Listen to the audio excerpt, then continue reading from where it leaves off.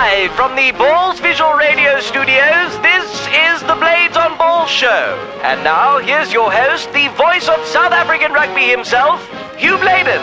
Hugh, it's over to you. What a weekend it was of sport, some fantastic results, some strange results. I'm sure those guys who are doing Super Brew and the guys who are doing the Super Sport predictions, well, I know one of our directors, Sean Everett, says he's got about a 62% success rate and he's in the top 10% of the predictors. So it's been a weekend where, once again, last weekend we were celebrating the fact that 3 South African teams got points on the log in Super Rugby, and this weekend, well, it's not been the greatest. The Bulls supporters, of course, will be smarting. The Sharks supporters will not be too happy. The Cheetahs supporters, of course, will be ecstatic. Fantastic win for them against the Waratahs. So, hi, and we hope you had a great sporting weekend. Where are the England fans? We need to get some. I think forget about the England fans. Let's get some tweets from the Welsh fans. Would be fun, because what a win for them. And I imagine the Welsh guys are just going absolutely berserk. Cardiff must have been unplayable as the guy unplayable on Saturday night. I mean, I've been in Cardiff when the Springboks have beaten Wales, and Cardiff's unplayable. But really, what a fantastic win to just yank the Six Nations Championships away from England, who are looking favourites. I have got a wonderful surprise for you today, because we have in studio with us probably South Africa's most decorated rugby writer. Walks around with his medals on his chest, and won the South African Sports Writer of the Year award. Not only the sports writer, you know, when they have the SA Breweries sports awards dinner, they have various. They have about 50 categories, and then the main prize is for the Sports Journalist of the Year, which encumbers and embraces television and radio and newspapers and the written media and that sort of thing. And Dan won it so many times that eventually they had to make him a judge. So Dan Retief, Dan, welcome to the Monday show on Ballz Radio. Yes, hi Bladez. Thanks very much for the invitation, and going back to your intro to how right it was, you know, that all the super results caught us by surprise. So mine was 50%, 3 out of 6, and we talked as we were going on air that very few of us would have picked Wales to do what they did to England, you know, or for that matter Italy to do what they did to the Irish, you know. So Italy now only need a win over England, then they would have beaten them all. So that, I think, for their rugby, that's very good. You lead me. We're going to talk about the overall. We're going to talk about all sorts of things. I want to talk also about, letting the viewers and listeners know the life of a journalist on a rugby tour, and that type of thing. So we'll talk. Do you think that there is an aftermath of Nick Mallett in the Italian performance? Yeah, there would be. Certainly the forward grunt, that sort of physicality is still there, and that would have come in the years of Nick Mallett. You know, he's a great believer that you actually impose yourself in a game before you open up. You know, and I think there is the remains of what Nick did for them. You know, funny enough, with England, talking about Nick Mallett, with England losing now and having it absolutely just ripped away from them, you wonder whether the RFU, you know, the only rugby union in the world, they don't say England Rugby Union, they call themselves the Rugby I know. You sort of wonder whether they starting to think that they might have made a mistake not appointing Nick Mallett, you know, because Stuart Lancaster's done outstandingly. It seems to be a really nice group, a very young England side, but they've had these blips where they've just not performed. They didn't perform in the previous game, and they didn't turn up for this game, you know, when it was all to be won. Well, I mean, they were on such a roll, and looking, you know, it all started with them beating New Zealand. Mm-hmm. and then of course they thought they were top of the world, and then they started the Six Nations very well, and then suddenly it just started to go wrong. Yeah, I think there were a lot of people that sort of sent out the warnings and said, be careful of how you rate that New Zealand victory. The All Blacks were finished at the end of a very long year because the All Blacks are playing so many test matches. The reason they're playing so many test matches is that they went, and for want of a better word, they went whoring around the world to offer All Black tests to get the Rugby World Cup in 2011. Now they're paying the price by having to play so often. So I felt the All Blacks just, they were fatigued, they were tired, and maybe England overrated their performance on the day. But then as the Six Nations went on, you suddenly thought to yourself, well, look, this England side is the youngest average age that England have ever fielded. So if you're looking 2 years ahead, Which is very good, yeah. England must be the favourites for that 2015 Rugby World Cup until this Saturday. Yeah. And then they were just nowhere. But it does sort of bear out the fact, you know, I very often when I talk, I go back to 2007 and beyond 2007. I go back to 2004 where Jake basically had the first game he coached, he had 6 of the Springbok pack that ran onto the field in the World Cup final in 2007. So it may all go well for England. As you say, they've got a very young side and they're starting to build. We're going to talk a little bit because your articles in the Sunday Times, which I'm sure a lot of people have followed with interest, have stated this very fact that, you know, where is Heineke Meyer going in terms of building up? Because it's only, I mean, it's amazing how time flies. You've got just under 2.5 seasons to go. Yeah, and I think the point that you always have to make with these Rugby World Cups is it seems like it's an enormous amount of time. I think it caught out Peter de Villiers. When he looked again, he was back in the next Rugby World Cup. And you certainly, I think, going into 2015, September, October 2015, you need to be settled by mid-year 2014. You need to know. And you bring up Jake White and his wonderful planning and preparation for 07. Is that he had his team in place. He knew what he wanted to do. And in the year of 07, the 2 du Plessis brothers were the last 2 to fit into the puzzle. But they only 2 came in the last year. So that it means in the previous season, Jake knew what he was going to do. He pretty much could have picked his team already. He had to tweak 1 or 2 things, you know, for instance, to cover tight head prop, which we had a problem with. So I think any coach that thinks they can win the World Cup needs to be looking to June next year, the mid-year tours next year. They need to be knowing by then what they want to do at Twickenham the following year. Absolutely. I think we're going to be talking primarily the rugby. We'll even talk a little bit of golf because Dan, not only is Dan a good golfer, but he's also been a golf scribe for many years and is crazy about the game. I am going to say that my latest hero is Hashim Amla. He's my guy. I mean, you know, the way the guy has become a cult figure with everybody wearing a beard in the crowd and that sort of thing. I mean, AB is just great, but Hashim, I mean, number 1 in the world with a batting average of, well, with this 100 now, it's probably gone up very, very close to 60. Yeah, Hashim in one day. He's just amazing. I mean, he's such a star. They've even given him a special symbol on Twitter. The hashtag. No, but what a player. And I didn't get to watch a lot of cricket yesterday, but what I did watch, I just thought the Wanderers, the Bullring, looked fantastic. And the mood in the crowd. I mean, for those pictures, to be going out to Pakistan, to India, to England, people must have said, well, whatever we say about South Africans, they're getting something right, you know, and there was just such buoyancy and such happiness there. I suppose it does go hand in hand when your team's giving the other side a clap. It's easier, but it looked fantastic. Well, it did look fantastic. I watched most of it, and you know, you're giving your side a clap, and I said to my missus, I said, another 25 minutes of boom boom, and we're going to get boomed out of this game because he hit it. Laurie Wilmot played for Eastern Province with Graham Pollock and Peter Pollock and you know, those good old days of Eastern Province cricket with Short and a few of the other fellows who was so good. Shaw was a left-arm spinner, wasn't he?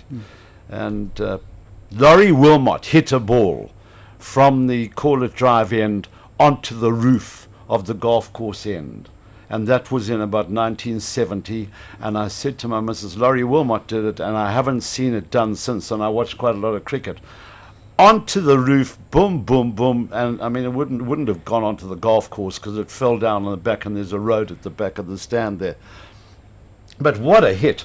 And, you know, I say another 20 minutes of boom, boom. Oh, and we could have lost the game. It could have been. I had two thoughts about it. I've often heard of Boom Boom Afridi, but he's never quite pulled it off while I've been watching until yesterday, and it's a real worry. And the point you make about Laurie's great big hit, I was once covered a bit of cricket for the Rand Daily Mail, and I remember being down on the Wanderers, and the guys were lobbing balls to each other. Graham Pollock was around, and they were trying to hit that six into the golf course.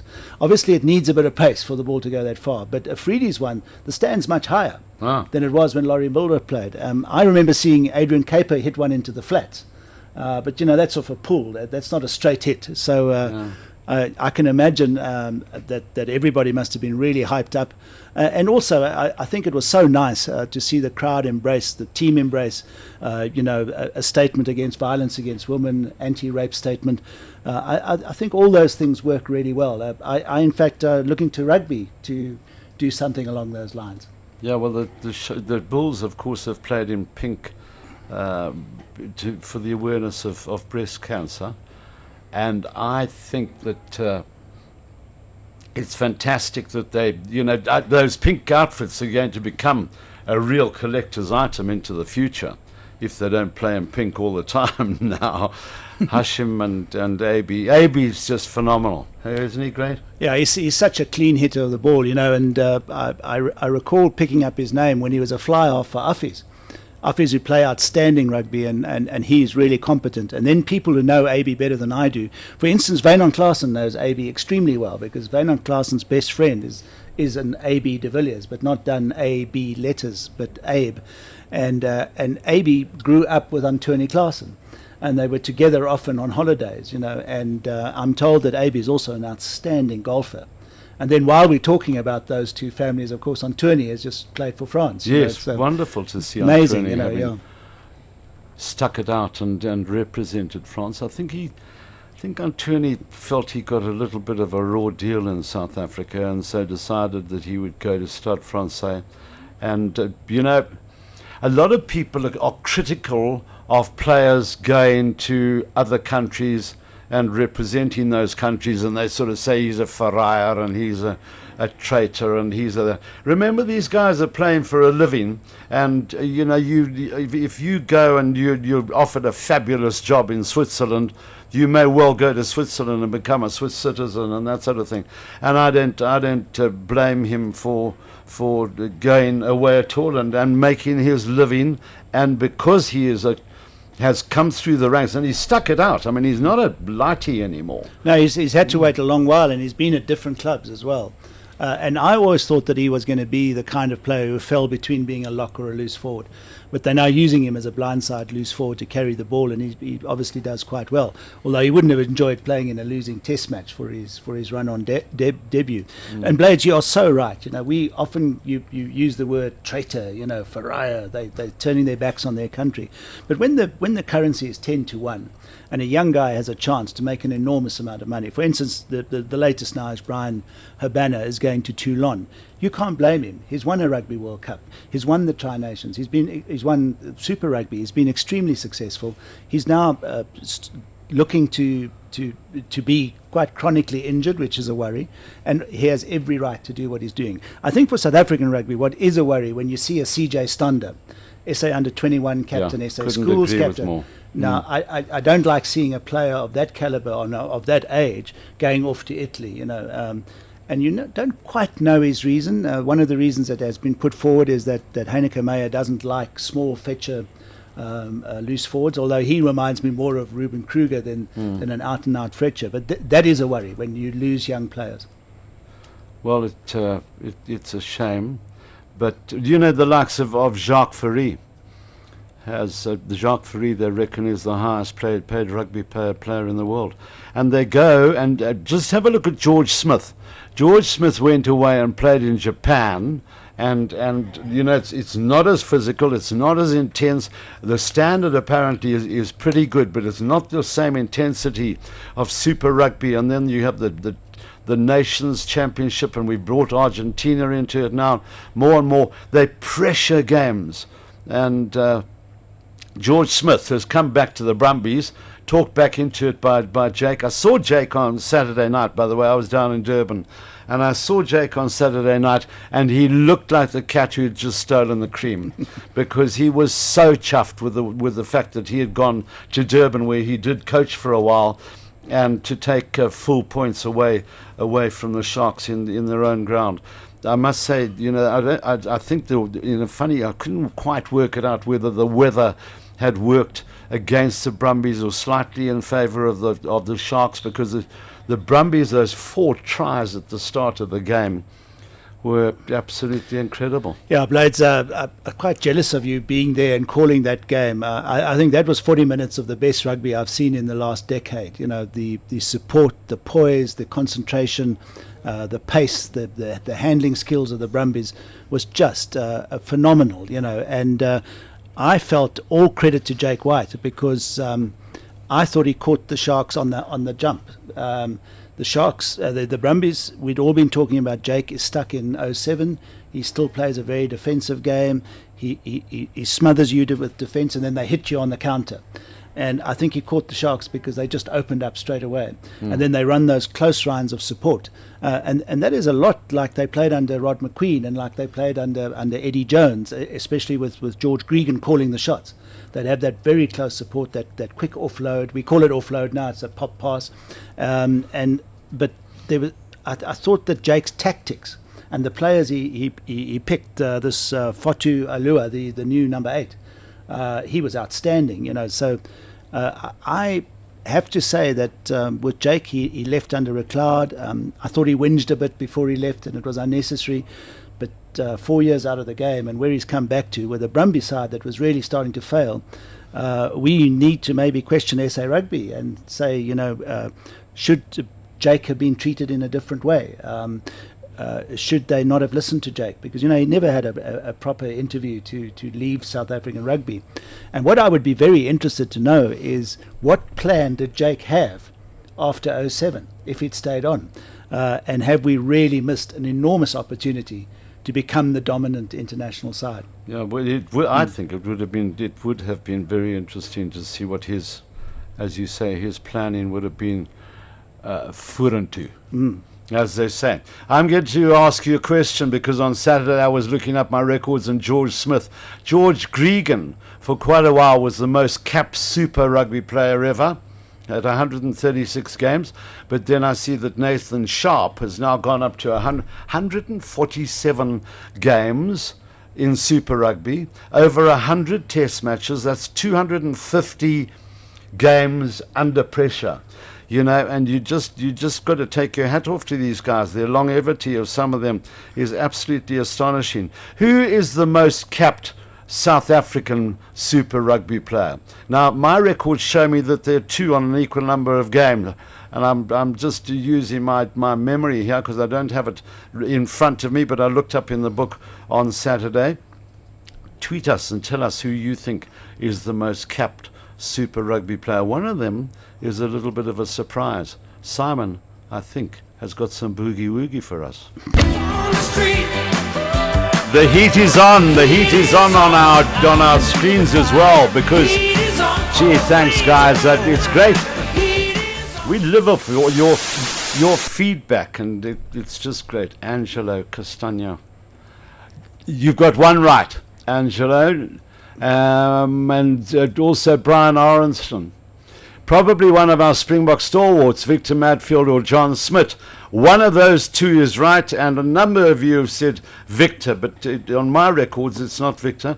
And Gary, okay, that's not a bad guess, you know, when you think of Jacques Boertes or Yanni du Plessis. I'll tell you where Jacques Boertes is getting to, Gary, is that Jacques Boertes is getting very, very close to Helgard Muller's record of in Currie Cup rugby. Jacques Boerters, I think he's 1 or 2 games off breaking a long-standing record of Helgaard Muller. Helgaard Muller, you know, Helgaard Muller stuttered. And I think it's wonderful. I'm a great fan of American Idols. And you see this young lad who is when he speaks, he stutters, but when he sings, he's perfect, and he's down to the last 9 in Idols. And I think that's absolutely wonderful. And there was that British Idols guy who also, you know, he stuttered in speech, but when he sang like an angel. And it was absolutely fantastic. Tupper Henning tells the story of when Helgaard Muller was the captain of the Free State Cheetah side, and Helgaard Muller blew his whistle and put his hand up in the air. And Tupper came racing across to him, going, ta, ta, ta. Then Tupper Henning said, offside the opposition, penalty to Free State. He said, okay, that's okay then. Yeah, what a wonderful guy Helgaard Muller was. You know, Nas Boerter always said, and he's still involved in rugby. And of course, Peter Miller was his brother, who became a Springbok as well. But Nas always said that Helgaard got that many caps because his son became chairman of the Free State selectors. You know, but he was famous in Free State dressing rooms and in Free State teams for saying really weird things. And are we allowed to talk a little bit of Afrikaans on Ballz Radio? Ja, nee, ons is. Ons is was volledig tweetalig. 'n bietjie verbaas was dat ek kan Afrikaans praat. Maar dis mooi so. Maar anyway, hoor my. And he had this way with words, Helgaard did. So apart from the stuttering, so one day in a team talk in the Free State dressing room, he was up against some quite tough team, and he was trying to tell this Free State team that they have to be careful with these guys. And he said, "Manne, julle moet net onthou, hierdie is hubcaps van 'n ander valiant."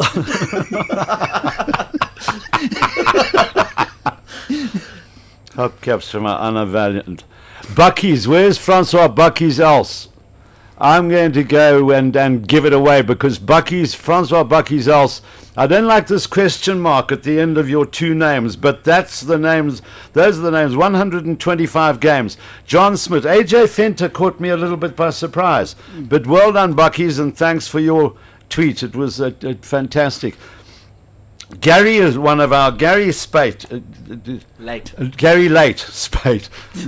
Gary Late always sends us tweets, and absolutely fantastic. Last week I had Sid Nomus, or 2 weeks ago was it? Last week I had Sid Nomus in here and asked.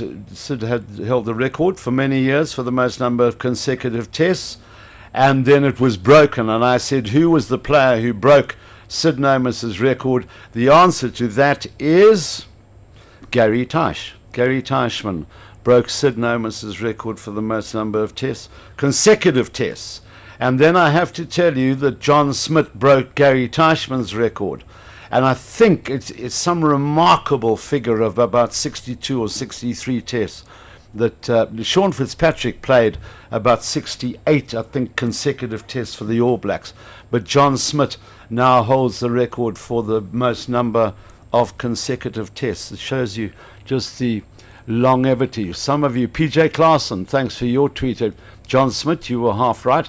But Bucky's, the gun goes to Francois Bucky's else for getting both John Smith. He said John Smith or AJ Fenter.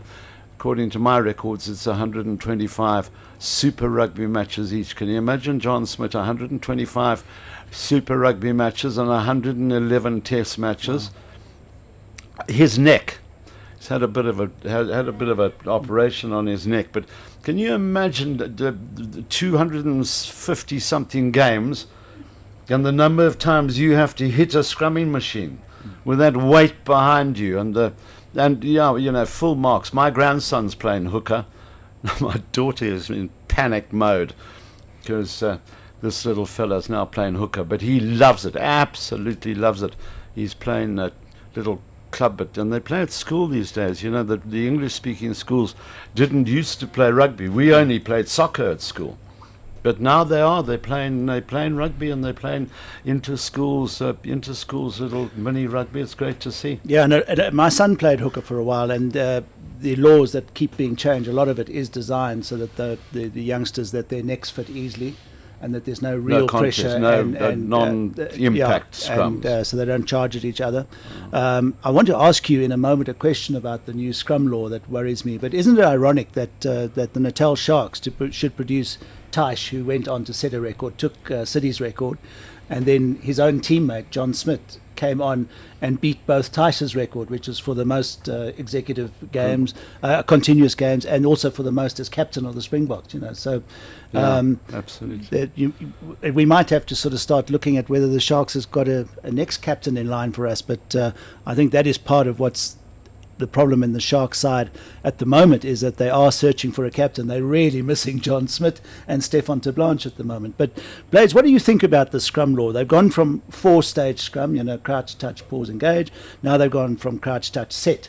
I think the problem that we're seeing is that a lot of the referees are still putting in a pause. The pause is still there, and the problem for the front row forwards, because it's a great weight, it's 900 kilograms, is that the referees are not consistent with that pause.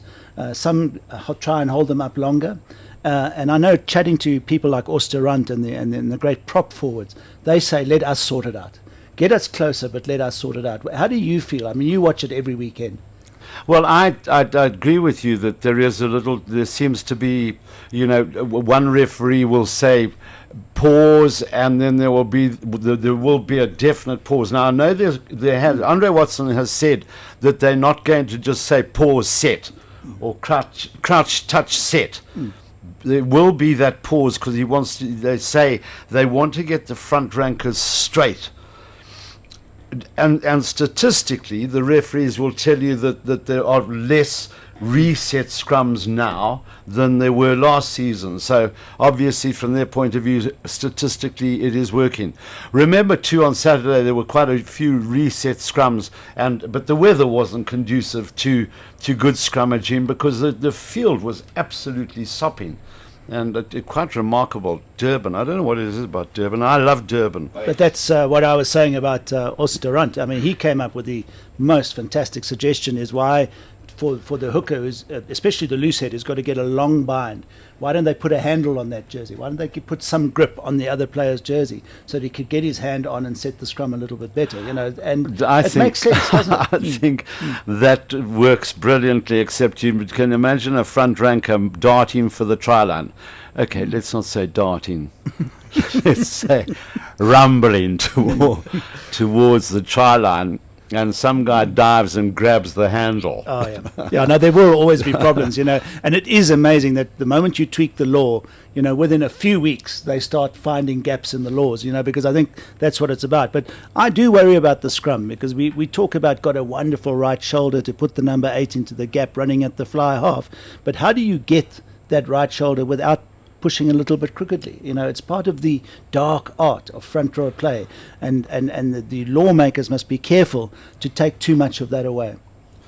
What worries me more than anything, Dan, is that I think that it counts very often. It counts against a guy who's really strong, because what happens is, if you're really strong, and let's say you're a loose head, let's say you're Tendai. I'm not sure about. I'm sure happy about Beast all the time, because he's a hell of a nice guy. And Beast sounds a little bit okay. Beast. Yes, yeah. Can't get away from that one. If he is much stronger than his is going to outscrum his tight head, and the loose head opposite him has got a weight behind him, and now where is the tight head going to go? He's going to go inwards. Okay, and quite often you'll find that a guy like him, Tawarera, is penalised for scrumming inwards. Meanwhile, his opposite number, because he's under so much pressure, has crumbled inwards, and the loose head in this case will get the penalty against him. I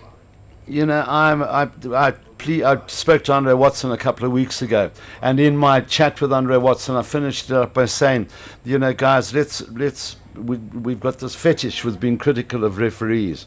I know I went to a breakfast at the Wanderers Club the Wanderers Golf Club, and I was addressing about 250 guys, and there was this continual, the refs this and the refs that and the refs the next thing, and I put a law book into my pocket, and I might have told you this story. I then said to the guys, there is a lot of criticism of referees, and how many guys in this audience know what colour the law book is? And not one guy put his hand up. First of all, I think it's a ridiculous situation that you can't go to a bookstore and buy the book of laws, which absolutely. is crazy. But you can get it on the internet. But it's quite nice to just have a little book of the laws.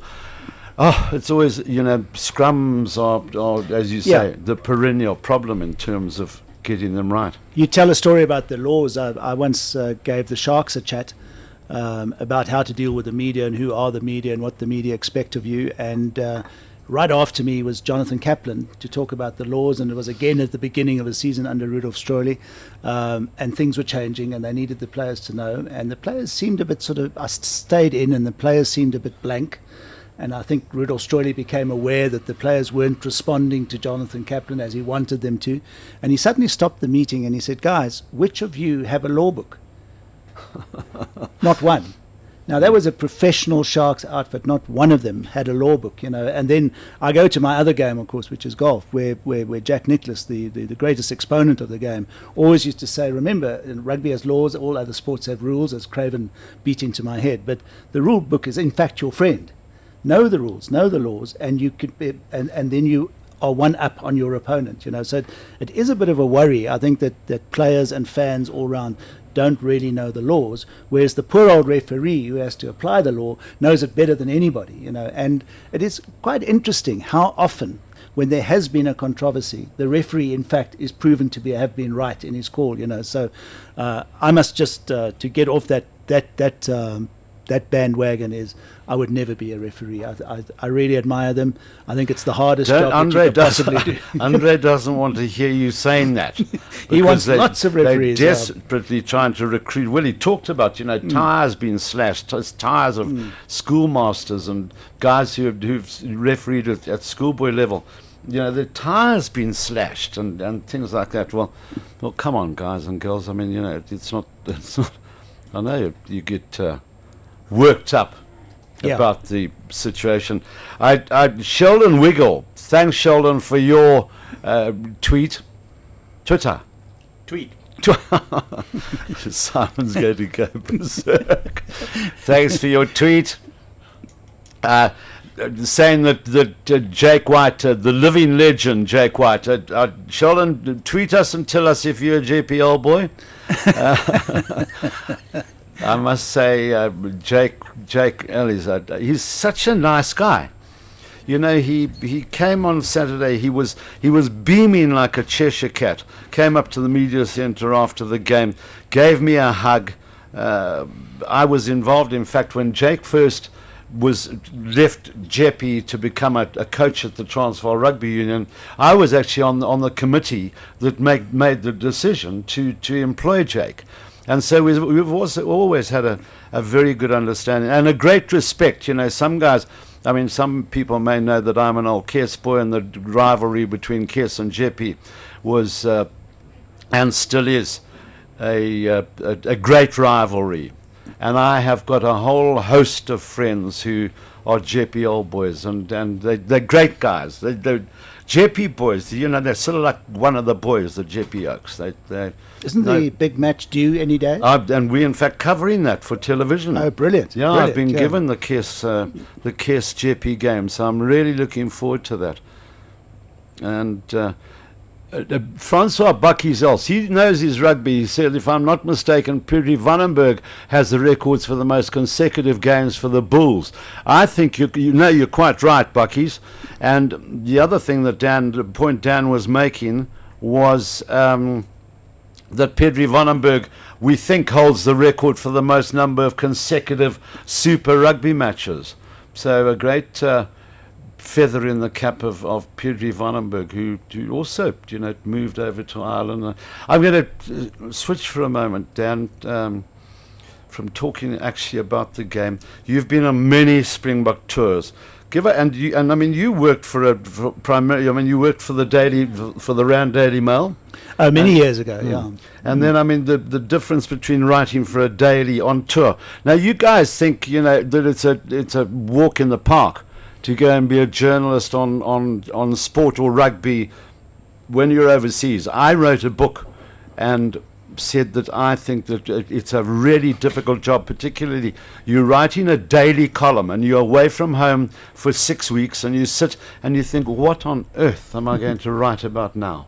Yeah, and in the new world with social media, things like Twitter coming on, people are very active on Facebook. I think radio is obviously is the most dynamic of the mediums because it happens immediately. You could be standing at a practice ground, you could see a guy pull his hamstring, a key player, your goal kicker, and you could go online or on radio, like Ballz radio. You could go on straight away and start conveying the news. So it's very immediate. And as you say, I came into it on the Rand Daily Mail. A lot of people still wish there was a Rand Daily Mail. It was a very sort of strong paper to work for, campaigning paper, but they're different things that you have to be. You have to wear different caps. So the daily guy, I think, is an easier job because often the story presents itself. It's an injury, it's a team, it's somebody going home, that kind of. So your story just keeps flowing, and that's pretty much what the radio guys and the TV people, the daily guys, do, is they convey the daily news. I always found the Sunday Times was the hardest because your feature stories have to be written for a Sunday, but they've pretty much got to be filed by the Thursday evening, by the Friday morning, because a Sunday paper can't put all its pages to bed on Saturday night. It's not going to work. So you really have to look ahead for what's going to be germane on the Sunday, and I don't know how many times you pick a player who's really in the news and he doesn't get picked for the test match, or he gets hurt in the first minute of the test match. Very difficult. Yeah, and it's also sometimes very hard, and especially in the modern world, to get access to a prominent player, because the Sunday writer needs a bit more time. He needs a half an hour to an hour to ask more sort of leading questions, to get a bit of background, and the players are just not up for it. And not because they're being mean or so. I understand that players don't particularly like the media, because the media is intrusive, and and all players are the same. I've never come across a player who's different. They like the media if you're praising them all the time. If you're saying nice things, you're fantastic. The moment you say something that's critical, you know nothing about the game. Critical, it may be honest, but you get the cold and I think shoulder. criticism always has to be fair. I think one of the bedrocks of journalism is to balance the scales. So that if you're going to be critical, you must be able to back it up. That's why my column is called Fronting Up, which is a phrase I got from Sean Fitzpatrick, and who became a friend of mine over the years. And he was the classic example of a New Zealander, an All Black, who we detested. We really didn't like Sean Fitzpatrick. But I tell you what, if he'd been a South African player and he was hooking for one of our provinces, we would have had him in the Springbok team as our captain, And he came up with Fronting Up. And what he meant by that was that you can say what you like. You can be as critical as you like. You can say things you like. But you have to front up. In other words, you have to come and face me at a practice ground, or face me at a cocktail party, or face me in a press conference, because then I can talk to you about what you said about me, but don't fire shots from far away. I think the other aspect the public don't understand anymore is just how professional it's become. That the old days used to tour together, end up in the pubs together, have wonderful time, and the relationship was very warm amongst press and players. And invariably, the press tended to become fans with portable typewriters, then fans with laptops. But now there's quite a separation, because the players are very busy. They train harder, they go to gym, and they in fact enjoy keeping the press away, or the TV away, or the radio away. And so what the players, and especially the captain and the coach, have to go through is the daily press conference. And that is how rugby is covered now. You get the daily press conference where you get given a team, you get news about the team, you get comment from the coach, comment from the captain, and sometimes one or other player. So rugby to me has become very much a soundbite game. And I really miss the in-depth stuff. I really missed getting to know somebody.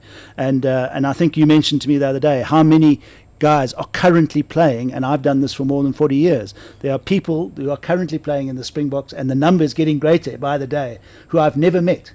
I've never had a discussion with.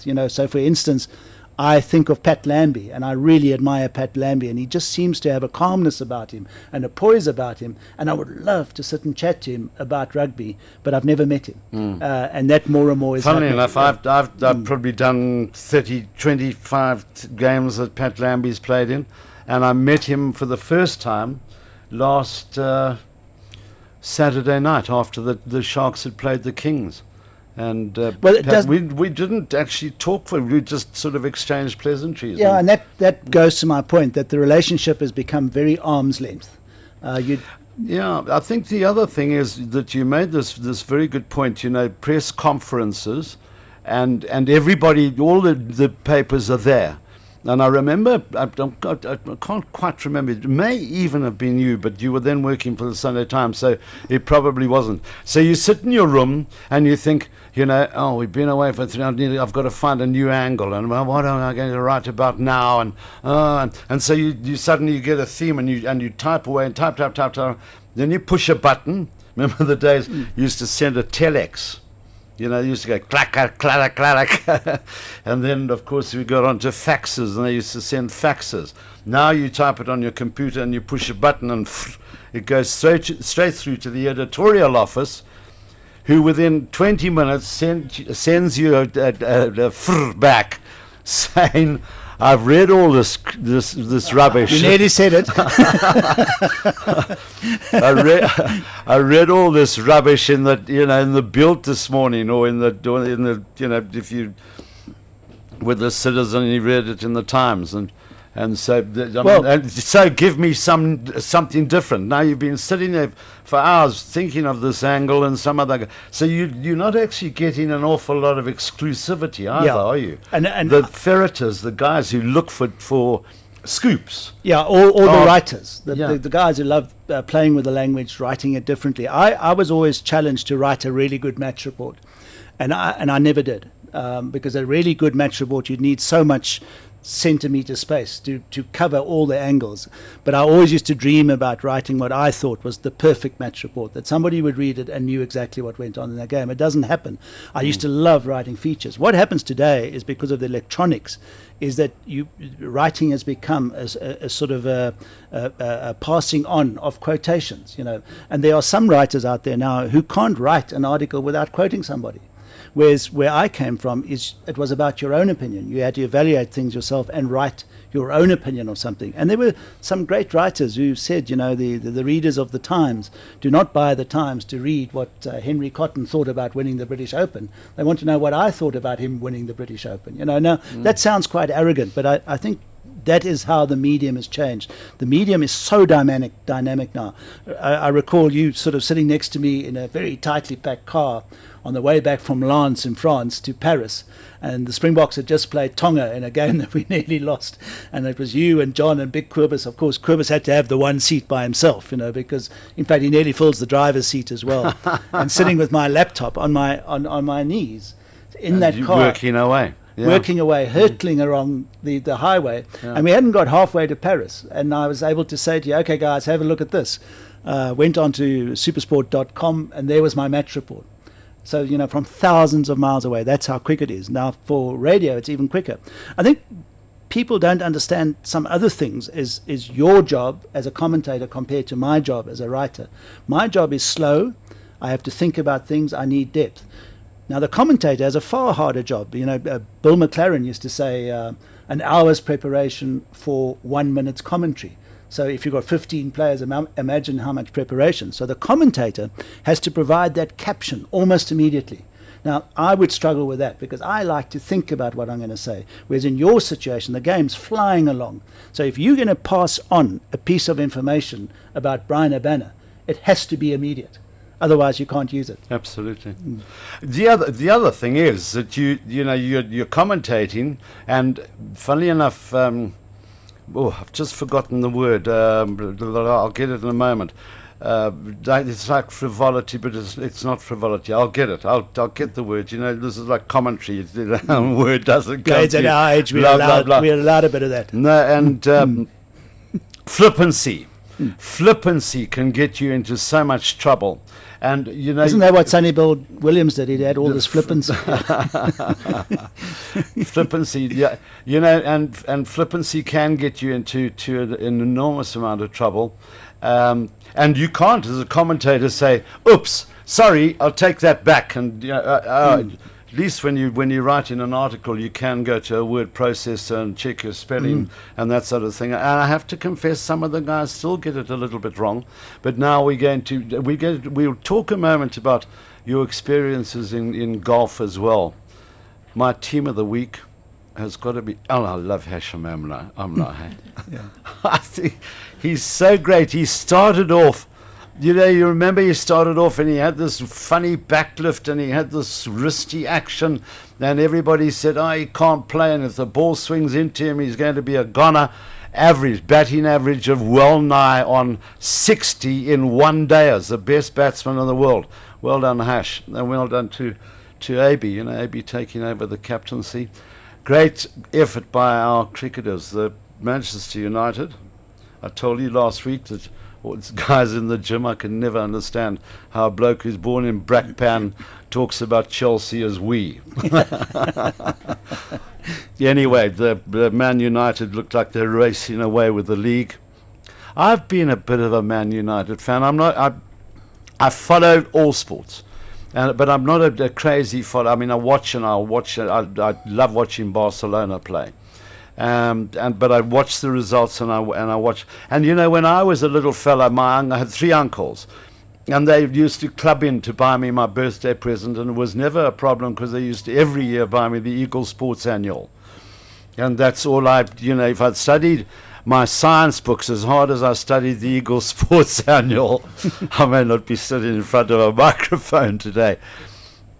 But when I was a kid, they had the Man United, the team, particularly the likes of Duncan Edwards, got wiped out in the Munich air crash, and so my sympathies lay with Man United and Sir Bobby Charlton. I mean, what a guy he's been for soccer, and you still see him in the stands, and he's in his 80s now, and never been controversial. I don't think he ever got yellow carded even. Yeah, I have a confession to make on that score. I became a Liverpool supporter, even though I come from Kimberley and the Karoo, so soccer wasn't a big game. Although I did get Tiger comics, I knew a little bit about soccer and Roy of the Rovers, but Liverpool came by because Liverpool's got the South African connection, and the Kop was named after Spioen Kop. So I thought, Liverpool I could relate to. But it's funny how sport takes you on various trips. I had to do a piece on the British Lions in 2009. So one of the stories we did on Supersport was to follow the former British Lions tour and do a feature on how they might do. And we went over to the UK to catch up with Willie John McBride and Tony O'Reilly, and then one of my interviews was with Bill Beaumont, who stays in Fylde, which is north of Manchester, great rugby playing country in awful weather. So we saw Bill Beaumont, came back through Manchester, then we had to fly across to Ireland to go and see Willie John and Sid Miller, who stay in the same village, Ballymena. They stay around the corner from each other. These two great figures of British Lions rugby. Unfortunately, we got there and Sid had left. And then when you fly from Man United, from Manchester to Northern Ireland, to Belfast, you land at George Best Airport. an airport named after a football player. But because we were with the crew in Manchester, I said, guys, we got a whole day to kill. We have to go to Old Trafford. This is the greatest sports brand in the world, whether you like them or not. It is the most marketable brand. So let's go to Old Trafford. So they duly go at Russell Belter, who normally sets the tone of where we drive to and where we don't drive to. So we go see the whole Trinity, into the stadium, do the tour, see the stuff about the Munich air disaster, and you could just see the way the place has turned out. That it is very special. And I then, because of that moment of having spent some time there, I developed quite a soft feeling for Man United. And I think maybe it has something to do with not being a football fan. And so the one great English club that I was introduced to was Manchester United. You know, so I now find that I watch them more closely than I watch Liverpool. You know, and I think that is how sport goes. It's where you find a connection. So a lot of people will say, with Transvaal and the Lions, for instance, they're Rooibonters because their school that they played in was in Transvaal. They supported Transvaal. And they always will, you know. So it's a wonderful aspect of sport, that sort of loyalty, that original team that always stays with you. Yeah, I think also, you know, you find a lot of guys you say, you know, you were born in Johannesburg, or you're born in the Transvaal. Why do you support Western Province? And you find a lot of guys will say, well, because my dad, you know, my dad this, my dad that, and the next thing. And I was up in at a mana aunt. in Uppington. Also, I'll tell you, Simon's looking across at me. We played against Northwest Cape back in 1970, and we had a hell of a side. We had, you know, Davy de Villiers was our captain. We had Sid Nymans, we had Piet Greiling, we had Peter Crenier, we had Saki Simon, we had Saki de Klerk, Tobias de Toy, Peter Swanson, who later became a Springbok and went to New Zealand, to Australia in 1971 on the unbeaten tour, but never played in a test match. And so we had this incredible side, and we went to Uppington. The first time I've digressed a little bit. First time I went to a Balka 2 party. Now, a Balka is rafters in Afrikaans, and they have this Koimus vloer, dance floor on the farm. So the Boomchika band comes along, and you all do langarm on the Koimus floor, which gets dustier and dustier. And then, of course, you know, they had to spray water on the floor. So they shout, Balkatu, and you leap up and hold onto the rafters. And then they spread the floor with water, and off the band goes again, and off you langarm around the dance floor. Anyway, Uppington, so I go to this mana aunt, and the master of ceremonies was Peter Muller, who's with Radio Ranya. And he said, I forget the context of it, but there were like 300 guys there. And he said, how many Lions? We were coming up towards the Super Rugby starting last year. He said, how many Lions supporters? A few guys. How many Sharks supporters? A few guys. How many Cheetahs supporters? A few. And hoeveel Stormer supporters in die plek? The place went berserk. Absolutely berserk. And you know, Simon went to Paul Roos, and I know he's probably a fanatical Bloomin' Stormer supporter. And you know, right now the Lions aren't in Super Rugby, so you know, I'm neutral. It's a very nice position to be in. Totally neutral. I love the Stormers, I love the Sharks, I love the Bulls, and I love the Cheetahs, and I love the Southern Kings. We've chatted a little while now, and Simon's going to hit us with some music. Paul Simon and the Sounds of Silence concert in Central Park. Now, look, I'm not being prompted by these guys. I also know a little bit about this thing, and I saw Simon Diamonds on the soles of his shoes at Ellis Park, and, of course, I am just a poor boy, though my story's seldom told, the boxer, Simon and Garfunkel. Do people know what a good singer you are? No. And that you know all the words? No. No, Simon, I'm just got it butt in. One of the great tourists of all time is a bloke by the name of Hugh Bladen. From about 12 o'clock at night, he remembers all these songs. And if you get involved, you can be there until 5 in the morning. Singing Gilbert and Sullivan. Sheldon Wiggle. Okay, I said you must be a Jeppy boy. I say that. I'll tell you, flippancy.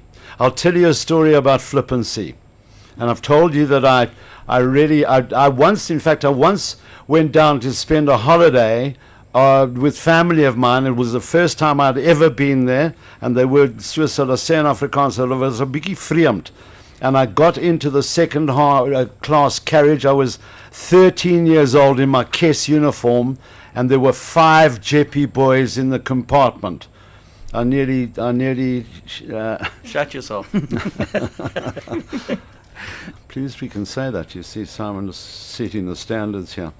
And so I've always been, and we ended up, I was about to say fly. We rolled it all the way down to Retief, to Fish River, just outside Craddock. And by the time we had finished the trip, I was big mates with these 5 Jeppy boys because they were just so nice to me and knew that I was really uncomfortable. Because they were all in there. You remember in those days, you wore khaki shorts, sandals, and khaki shirts, and your next best kit was a school uniform. So you went to weddings in school uniform, and you went on train, you got in your school uniform, even though you were going on holiday, still got in your school uniform.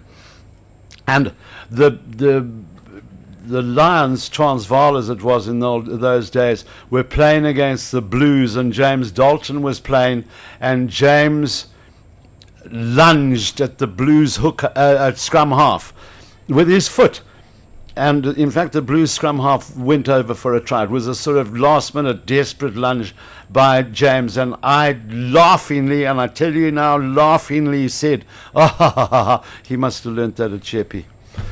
Well, you know, I mean, David Quayle, who in fact was a mate of mine. David Quayle was a big mate of my cousin's, and we'd actually gone on holiday together.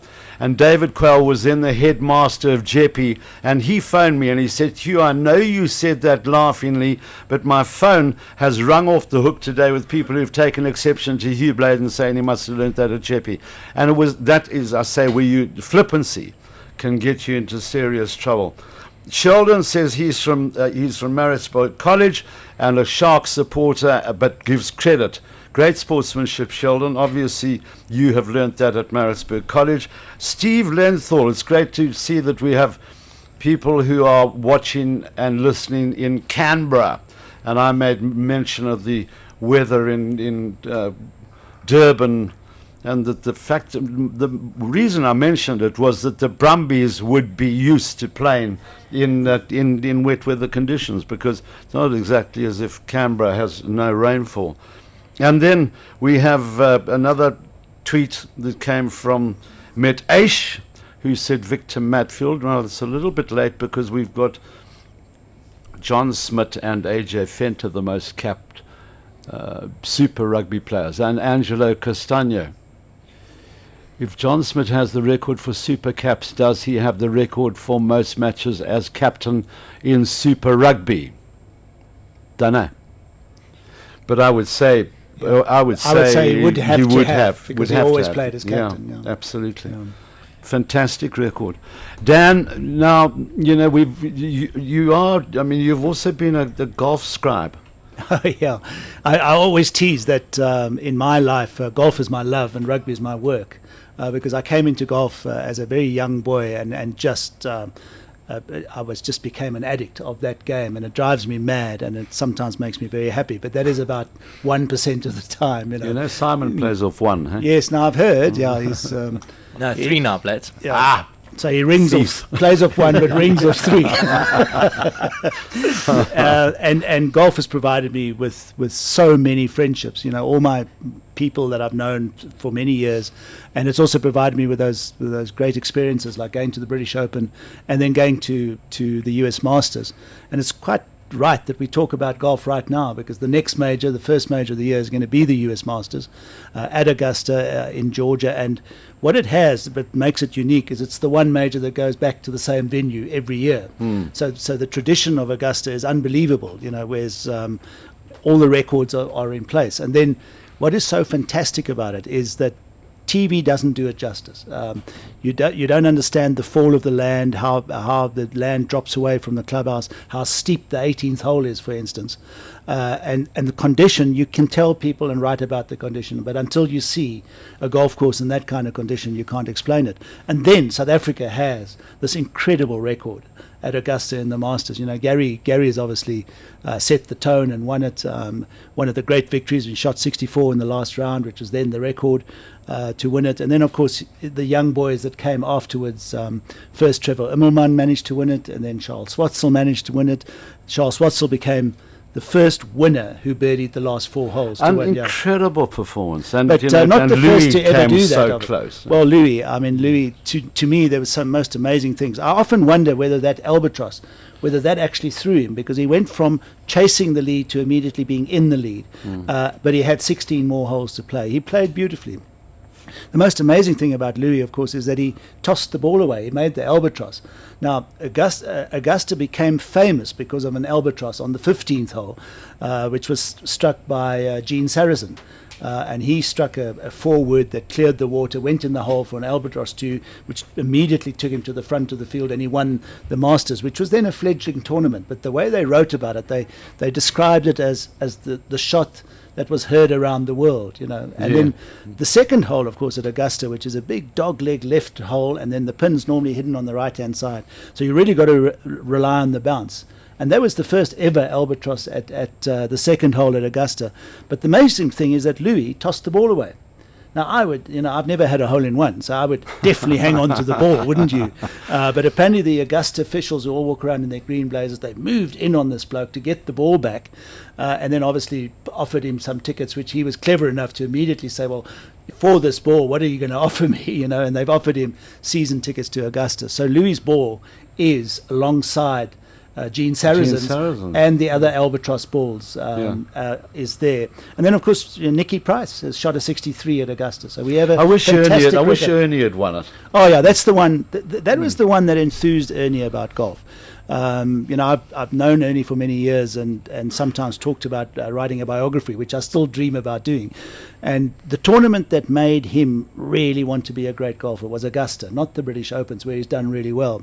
And his mother tells a story about coming into the house and on Niels, his father's billiard table, finding Ernie in his socked feet standing on the billiards table putting golf balls. And when they said, what are you doing? He said, well, he'd heard that the greens at Augusta was as fast as a billiard table, you know. So that is the one that I think that Ernie really dreamt of. And I always wish that, and coming into it again now in April, is that the golfing gods grant Ernie that one victory at Augusta, because I think that would absolutely round out his career and be the final crowning moment of his career. You know, you've got to look at it and say, you know, I mean, I know his putting's improved, but with those greens, well, on very fast greens, you know, if you do have a problem with your putting stroke, that's where it's exposed. Yeah. Sadly, I mean, the one here, and I thought it was the most dramatic TV, is when Ernie fired through the last round, shot a great last round, and when Mickelson beat him. And I thought whoever was directing at Augusta did the most wonderful job, because you had Ernie standing on the putting green, which is behind the grandstand, and Mickelson on the 18th green, and he had a putt to win the Masters, downhill, breaking slightly to the left, very fast putt, and he was very fortunate that he'd putted right after the American who'd come out of the bunker and putted down the same line. I was going to say DeMaggio, but it's not DeMarco. Chris DeMarco had putted down the same line, so Nick Mickelson had the benefit of seeing the line, and he holed it. And in that moment, you saw the moment of pure ecstasy from Mickelson, and Ernie's shoulders dropping on the while he was practicing his putting, and that moment of abject defeat and unbelievable victory on the same screen at the same time. And I always thought that had broken Ernie, that was the moment that he just couldn't do it anymore. But then, of course, last year at Royal Lytham St Anne's, he won another British Open, played the best back nine in the field, and he'll go to Muirfield in July now as a double defending champion, because you go as the defending British Open champion, but also the last champion to win on Muirfield. You know, so whenever we go into Augusta when the major season starts, I find myself just pulling for Ernie. You know, now we've often talked about it, the sportsmen that have something that just draw you to them. You just like them. And Ernie's one of those guys, you know, that all the others play and all the others excel, but the people's favorite is Ernie Els. Yeah. And if I could chip in, you think about Augusta and you think that almost anything is possible at Augusta. You go back a couple of years and Fred Couples, if I think about it, jumps to mind as someone that always contends despite his age. You can never actually rule anyone out there. They always seem to pull out their best for the first major of the year. Nicholas in 86 came through the field and won a Masters, won it at the age of 46.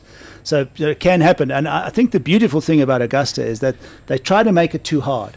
and they grew the rough, and they lost that magic of the tournament. Now they've gone back. They made it longer and that sort of thing. But you want the players to be making birdies. You want it to be enormously exciting. And you want that situation where you come into the back nine. They say Amen Corner, which starts 11, 12, 13, that Augusta, the Masters, doesn't start until the back nine on Sunday. And how many times doesn't that happen? When finally the tournament is won on that nines. For instance, Louis Oosthuizen and Bubba Watson last year. It all happened on the back nine, and then of course Bubba Watson probably hit one of the most remarkable shots ever in the world of golf, to hook a wedge and move it 40 yards in the air to do. It was like a horseshoe shot. No, but I think Simon will confirm to hook a short iron and move it. It's almost impossible. Blades, you can do it, but you don't mean to. You're chirping too much. Dan, so you went there as a reporter. Yes, you were reporting on Augusta, and so from a media man's point of view, I mean, are they as stuffy as it all seems? And no, not at all. The media room has been built to the side of the old white Georgian clubhouse, which Bobby Jones designed the course, and there was a his quote about it was he was shown this nursery, and he said it was as though the God had put this piece of land on earth to be created as a golf course, But the media are treated exceptionally well, and the media room can house 600 reporters. And they have little cubicles for the radio people and TV people, but 600 people, and it's off to one side. The one thing you don't do at Augusta, which is quite disappointing, is you don't ever drive in the main gate. That's all blocked up. Not even the players go down. Oh, really? Down the main entrance, because and the other thing that is amazing when you first get there, it's in sort of quite a sort of industrial, semi-industrial type area, with service stations and electric wires and second-hand car lots, and suddenly you get this oasis, and the oasis is sort of hidden behind the fence, and then you get into Augusta, and then it's just there, So it's been described as the Sistine Chapel of golf. And it probably is, and it's not as stuffy, and the press ticket is like gold, because it allows you most places. I was very fortunate because I could even get into the players' locker room before the tournament, and so I could see that, and it's not very grand. And then Gary Player did me a great favor. He took me to the champions' locker room. Oh, wow. And only a champion can go in the champions' locker room, and only a champion can invite you in. And so Gary took me, Gary's such a host and he's so friendly, and he took me in. But it was so amazing. You didn't start doing sit-ups. And press-ups on one hand. And just plain little wooden lockers, and Gary was in fact sharing a locker with Frank Beard. He didn't even have his own locker. And then there's the grill house, and you meet all the players are in there. So, Ray Floyd was in there. I didn't, funny enough, spot Frank Beard, but all the champions are allowed in that locker room. And we would now have Trevor Immelman's allowed in there, and of course Charles Schwartzel's allowed in there. So we've got three winners of the Masters. What was the drive up to the main Magnolia Lane? Magnolia Lane, beautiful old magnolia trees, and that's the one you're not allowed up. And Hugh Baoki once said to me that the drive up Magnolia Lane, which in those days you did drive up to the clubhouse, up to Magnolia Lane, and you said to me, the drive up Magnolia Lane is the finest laxative I know.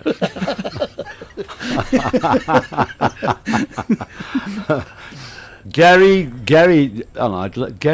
I'm starting to like you. I mean, you always support us and always great.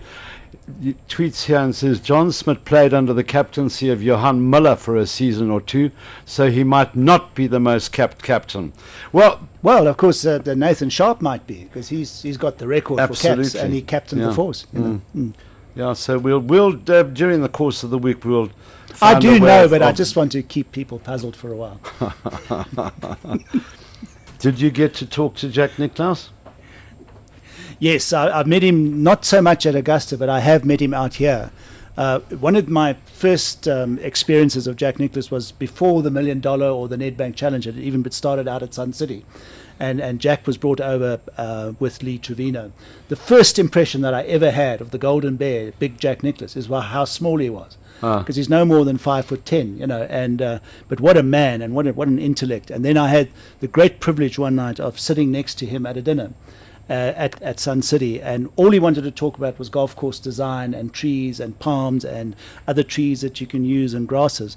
And the funny thing happened. They had an auction, which is a South African sort of thing that we do at golf tournaments, and they auctioned the players, and you buy a player, and then the pot, you win the pot if your player wins. And Jack sort of said, what's going on here? So I explained to him, it's an auction, everybody's bidding for you, and if you come through the field. And he immediately turned to his wife, Barbara, and he said, we're out of here. I'm not going to be auctioned like cattle at an auction. And he leant over, he said to Gary Player, Gary, I'm out of here.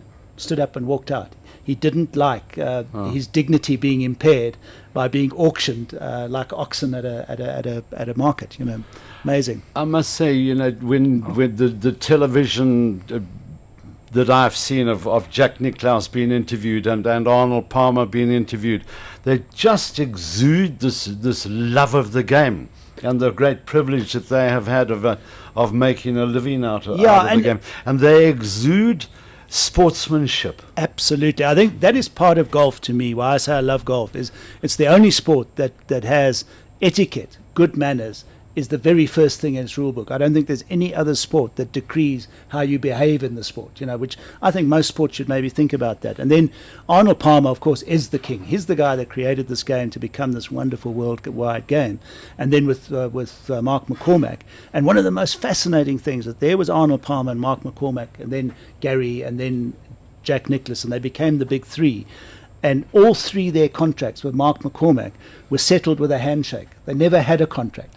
Yeah. And, you know, so that again says to the sort of the sportsmanship, the dignity, the gentlemanliness that exists in that game, that we are men of honor. We shake hands, you know. And I think the other aspect of golf that has always impressed me is it's the one game where there is no referee. That obviously in modern match play they have and in big tournaments the referee is often quite present. But the players themselves organize the rules, come to a settlement on what is right and what is wrong, you know. And I think maybe that is an aspect that has gone out of some of the other sports, where there should be a greater responsibility on the players of the game to play it right. And I think part of what happened in rugby, cricket, tennis is that we take that responsibility away from the players and say it all depends on the umpire and it all depends on the rules. For instance, when you snick a ball, I really believe that to return the game to where it used to be is if you know you've snicked it, you should walk. You shouldn't wait for the umpire to tell you out. You know, Dan, talk at length with Jack as Robin Jackman. Fabulous to hear him back on the airwaves. Such a great guy and such a raconteur, and great to hear Jack is back on air. But I almost, you know, when Rory Kleinfeldt bowled that ball at Centurion and got a fingertip to it and it clattered into the non-striker's end, and then we had to watch it 6 or 7 times to see whether the TMO, the third umpire, felt that he had touched it. And I thought that was almost an indictment on Rory Kleinfeldt. Yes. Because his reaction was so immediate and so spontaneous that, you know, at the end of the day, the umpire could just say, did you touch that? He says, yes. He said, right, you're out. Or the batsman could say, did you touch it? Yes, I did. Right, you're out. Yeah. You know, we saw that replay about 6 times, and I really thought that, they're taking, you know... with all responsibility on the TMO, if the third umpire had said, that is not out, how would have that reflected on Rory Kleinfeldt? Exactly. You know, and, you know, when you... It would have been tantamount to saying, sorry, pal, you're cheating. Yeah, and you have one where there's a slight nick and you see a player look at his finger because the first reaction normally gives it away. But he's given not out because they can't find it. And I think that the responsibility should be on the player to say, that I touched that and I'm out. And everybody should be under that pressure to do that. I know that in the modern game they say you're not out until you're given out. But equally, for instance, in a game like golf, Bobby Jones once said that, he moved a ball in a US Open and he ended up losing the US Open by one shot. And everybody praised him for having been so honest, because nobody had seen him move the ball, touch it and move it. And he'd come out of the rough and he said, I've moved the ball, I've got one more shot. And they praised him, and Bobby Jones turned around and said, well, to praise me for having done that, you might as well go around congratulating people for not robbing a bank. Because, your duty to the game, your duty to your fellow competitor is to say, I didn't touch it. Sure. And in golf, I think that I know that we complain when we play in our little gatherings that the scores are too high and that it's not really happening. But I really believe we all of us as sportsmen should work very hard to return it to what probably would be called schoolboy honor, doing the right thing. Sure, absolutely. I think, Simon, we'll just have a tune or two. Sure. And then we'll come back to say goodbye. Cool. You want some Tom Petty? I like Tom Learning Petty. to Fly. Fantastic. Well, we forgot about Thomas Aitken. Oh, yeah. Thomas is the half-brother of a very good mate of my son's. And so I've always watched his career with great interest. He played golf with James Small once at the Wanderers. And it was quite funny to hear James's description of playing with Thomas, who is very ethereal of build. If you look Nice up word. ethereal in the dictionary, it means sort of light of build and slender.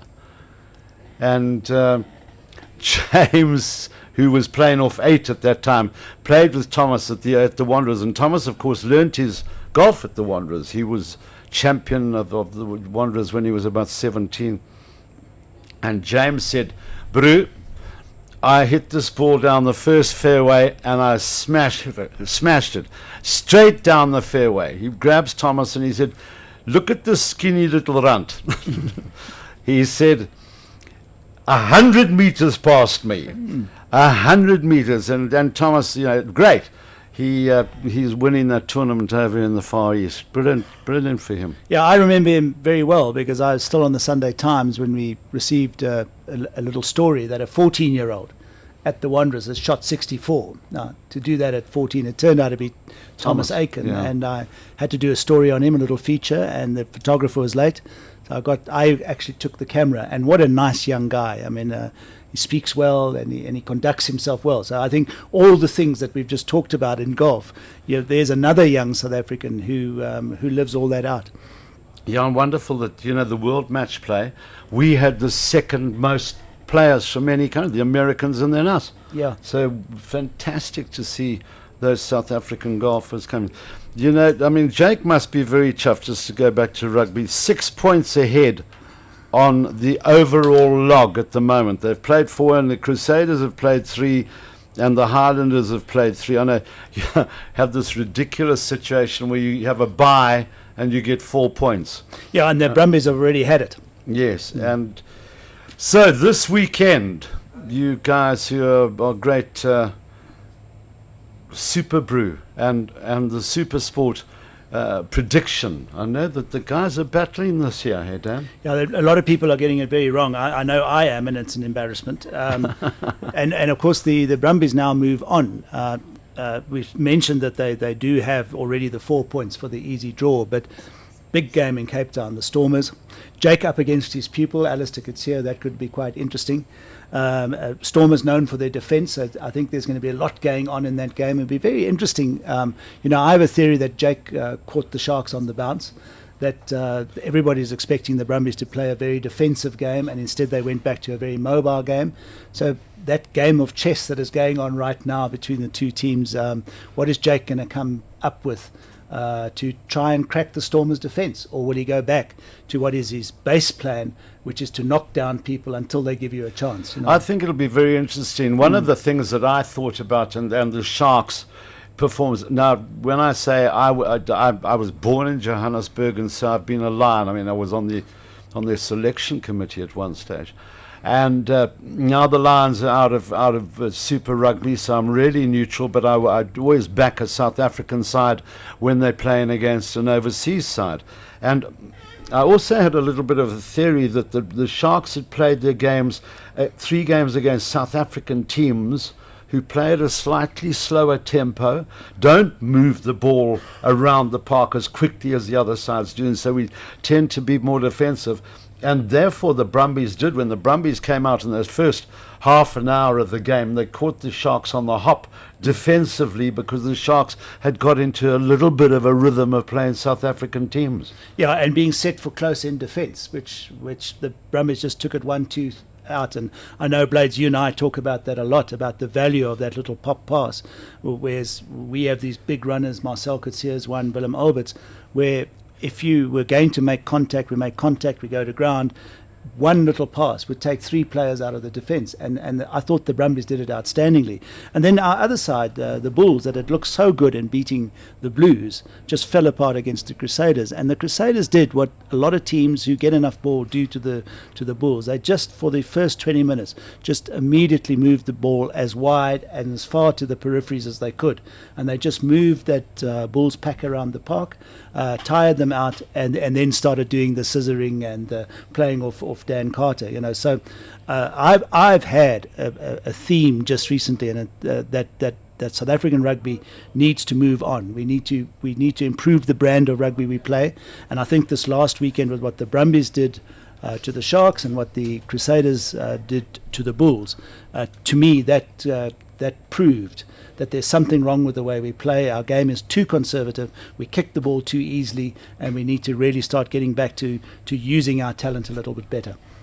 You made the point about the big runners, and I was in conversation with Warren Brosnahan and Jaco van der Westhuizen.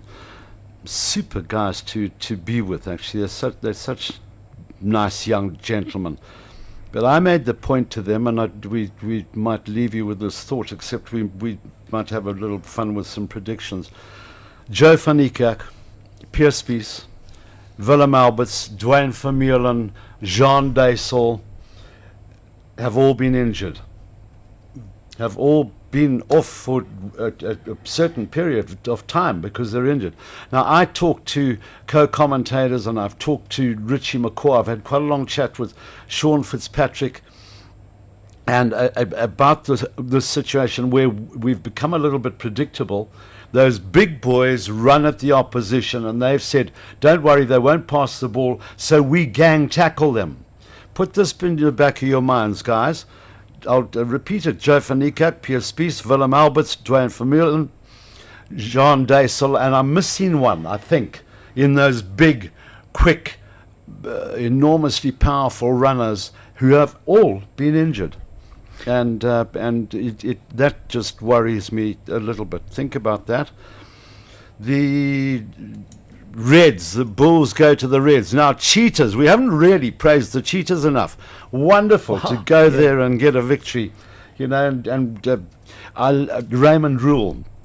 It's not Roulet, it's Raymond Rule. Let me clarify that for you. We asked Raymond, and he said, I don't really mind. But we got a directive from the South African Rugby Board that his name is Raymond Rule. So that just clarifies that situation.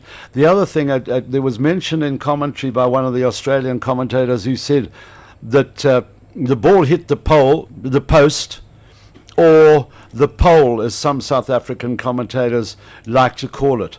Now, let me tell you that the correct terminology is post. It's not pole. There's a little bit of a confusion because in Afrikaans it's the pala, so one tends to translate directly. But let me clarify that and saying, I remember being in Ireland, and one of our crew said it would be nice if we could put our camera behind the poles.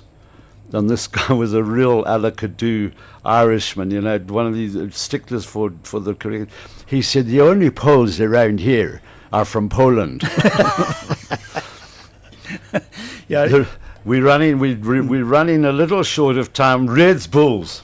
Yeah, I think the Bulls will come right again, and the Reds are just having a terrible season. They're just not there. So if the Bulls play that direct game and they stay on their feet, I can see them doing it. Cheetahs Force.